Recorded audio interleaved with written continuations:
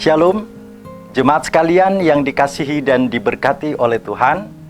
Firman Tuhan yang menjadi khotbah ibadah lingkungan di perkumpulan keluarga kita saat ini tertulis dalam 1 Raja-Raja 19 ayat 9 sampai dengan ayat 18. Demikianlah bunyinya. Di sana masuklah ia ke dalam sebuah gua dan bermalam di situ.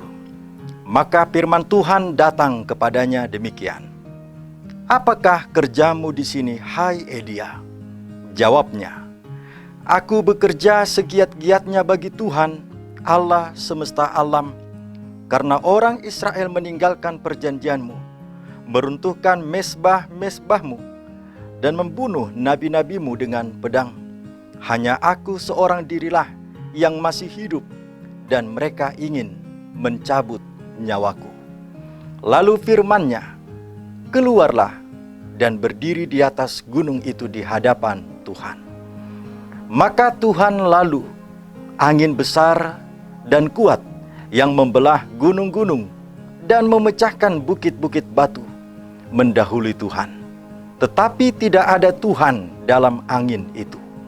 Dan sesudah angin itu datanglah gempa, tetapi tidak ada Tuhan dalam gempa itu. Dan sesudah gempa itu datanglah api, tetapi tidak ada Tuhan dalam api itu. Dan sesudah api itu datanglah bunyi angin sepoi-sepoi basah. Segera sesudah Elia mendengarnya, ia menyelubungi mukanya dengan jubahnya, lalu pergi keluar dan berdiri di pintu gua itu. Maka datanglah suara kepadanya yang berbunyi, apakah kerjamu di sini, hai Elia? Jawabnya, aku bekerja segiat-giatnya bagi Tuhan, Allah semesta alam, karena orang Israel meninggalkan perjanjianmu, meruntuhkan mesbah-mesbahmu, dan membunuh nabi-nabimu dengan pedang. Hanya aku seorang dirilah yang masih hidup, dan mereka ingin mencabut nyawaku. Firman Tuhan kepadanya, pergilah, kembalilah ke jalanmu, melalui padang gurun ke Damsyik. Dan setelah engkau sampai, engkau harus mengurapi Hazael menjadi raja atas Aram. Juga Yehu, cucu Nimsi, haruslah kau urapi menjadi raja atas Israel. Dan Elisa bin Safat dari Abel Meholah harus kau urapi menjadi nabi menggantikan engkau. Maka siapa yang terluput dari pedang Hazael akan dibunuh oleh Yehu, dan siapa yang terluput dari pedang Yehu akan dibunuh oleh Elisa. Tetapi aku meninggalkan 7.000 orang di Israel, yakni semua orang yang tidak sujud menyembah Baal dan yang mulutnya tidak mencium dia. Demikianlah pembacaan firman Tuhan. Jemaat sekalian yang dikasihi dan diberkati oleh Tuhan, adapun yang menjadi topik khotbah ini berkata, kuasa Allah sungguh nyata dalam ciptaannya. Pertandingan Nabi Elia melawan para imam Baal untuk membakar korban dengan api Tuhan berakhir dengan pembantaian para imam dewa Baal sejumlah 850 dan Asyera. Mendengar berita ini, Izebel, istri Raja Ahab pun sangat marah, sehingga ia mengancam akan membunuh Nabi Elia. Elia sangat takut dan lari menjauhi melewati Betsheba dan memasuki wilayah Yehuda. Bahkan ia terus berlari sepanjang hari di padang pasir. Kemudian ia duduk di bawah pohon ara, seraya berkata ingin mati rasanya. Cukuplah itu sekarang ya Tuhan, ambillah nyawaku, sebab aku tidak lebih baik dari nenek moyangku. 1 Tawarik 19 ayat 4. Tetapi malaikat Tuhan menjawabnya, bangunlah, makanlah, sebab di samping kepalanya telah tersedia roti dan kendi berisi air. Jemaat yang dikasihi Tuhan, ketika tenaga Elia pulih selama 40 hari 40 malam, ia berjalan menuju Gunung Horeb. Ia masuk ke dalam gua dan firman Tuhan berkata, "Apa kerjamu di sini, Elia?" Lalu dia menjawab, "Aku bekerja segiat-giatnya bagi Tuhan karena orang Israel meninggalkan perjanjianmu, meruntuhkan mezbahmu, dan membunuh nabi-nabimu. Hanya aku seorang diri yang masih hidup. Mereka ingin mencabut nyawaku." Dengan mengutip ayat 10 tadi, Tuhan pun menjawabnya, "Keluarlah dan berdirilah di atas gunung itu di hadapan Tuhan." Tuhan pun pergi. Kemudian muncullah angin besar, gempa dahsyat, dan api bernyala-nyala. Dalam angin sepoi-sepoi, Tuhan pun datang dan bertanya lagi, "Apa kerjamu di sini, Elia?" Dan Elia pun menjawab dengan jawaban yang sama seperti sebelumnya. Firman Tuhan kepada Elia, "Pergilah, kembalilah ke jalanmu."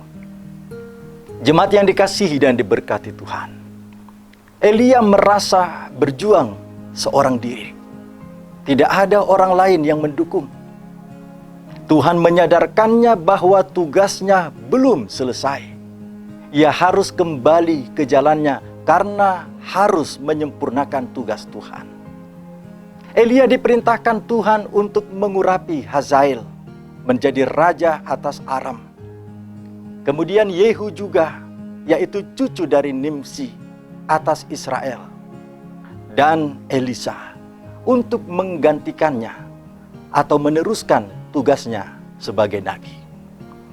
Elia tidak berjuang sendiri. Selain Tuhan senantiasa menyertainya, di sana masih ada 7.000 orang Israel yang masih setia kepada Tuhan dan dalam pemeliharaan Tuhan. Jemaat sekalian yang dikasihi dan diberkati oleh Tuhan, ada ungkapan yang mengatakan bahwa hidup manusia seperti roda pedati. Ada kalanya di atas, ada kalanya di bawah. Ketika di atas, berhati-hatilah. Ketika di bawah, jangan berputus asa, karena tentu akan naik ke atas lagi. Akan tetapi dalam kenyataan naik turunnya sering sangat cepat dan drastis sekali. Tidak seperti roda pedati yang pelan-pelan naik dan pelan-pelan turun. Begitulah dinamika penuh dalam kehidupan kita yang naik turun ini. Sering ketika posisi di atas, hati, pikiran, perasaan penuh dengan semangat, optimisme, seolah tidak ada yang menggelisahkan. Tetapi ketika posisi di bawah, lebih-lebih di titik nadir yang begitu dalam, semuanya menjadi menakutkan, mencekam, frustasi, dan bahkan putus asa. Itulah yang dialami seorang nabi besar dan gagah berani sekaliber, Elia. Jemaat yang dikasihi Tuhan, pengalaman Elia ini bukanlah pengalaman yang asing bagi kita. Betapapun kehidupan ini penuh dinamika naik turun, seperti perahu di lautan yang naik turun dihantam gelombang, dilanda badai. Termasuk juga pelayanan kita kepada Tuhan. Seperti datangnya bencana, sakit penyakit yang serius, malah petaka yang tidak pernah terbayangkan, termasuk juga dalam hal menghadapi wabah virus corona yang sampai sejauh ini kita tidak tahu kapan berakhir. Ya, tidak jauh beda dengan pengalaman Elia. Kita pun sering mengalami ketakutan, bahkan panik hingga paranoid. Dalam kepanikan itulah kita salah melihat realitas, bahkan menjadi kehilangan arah. Kita bisa saja kehilangan semangat, kekuatan, dan harapan. Kita merasa berjuang seorang diri, menderita sendiri, dan menganggap semuanya menjadi sia-sia. Demikianlah jikalau kita mengandalkan kekuatan kita semata, hanya didorong dan melihat kepentingan kita sendiri. Kini Tuhan memanggil segenap kita. Bangunlah, hai anakku, tugasmu belum selesai. Kembalilah ke jalanmu, berfokuslah. Selama kita masih hidup, kita masih mengemban tugas. Hanya dengan memandang panggilan kita kepada Tuhan, kita mampu berjalan mengatasi padang kehidupan yang penuh gelombang ini. Kuasa Tuhan Allah nyata dalam semua ciptaannya. Sebab Dia menguasai alam dan kehidupan. Dia mengatasi badai, gelombang, bahkan kuasa apapun yang ingin merusak kehidupan.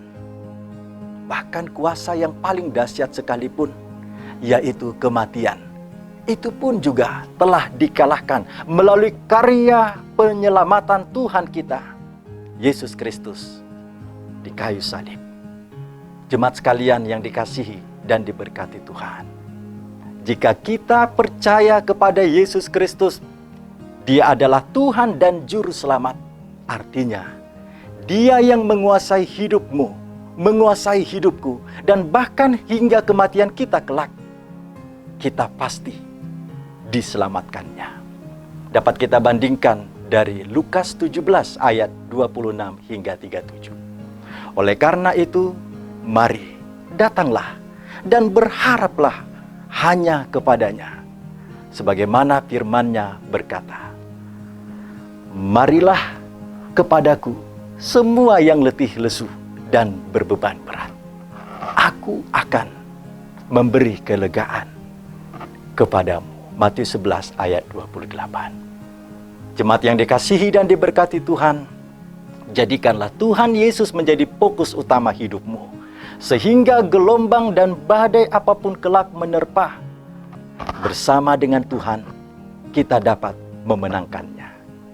Itu semuanya menjadi pengalaman yang berharga bagi kita untuk mengalami penyembuhan, karena Tuhan yang menopang, membimbing, dan mendamaikan serta memelihara hidup kita sehingga kita menjadi semakin dewasa dalam iman dan bertumbuh serta berbuah melimpah menjadi berkat bagi banyak orang. Tuhan Yesus memberkati kita semua. Amin.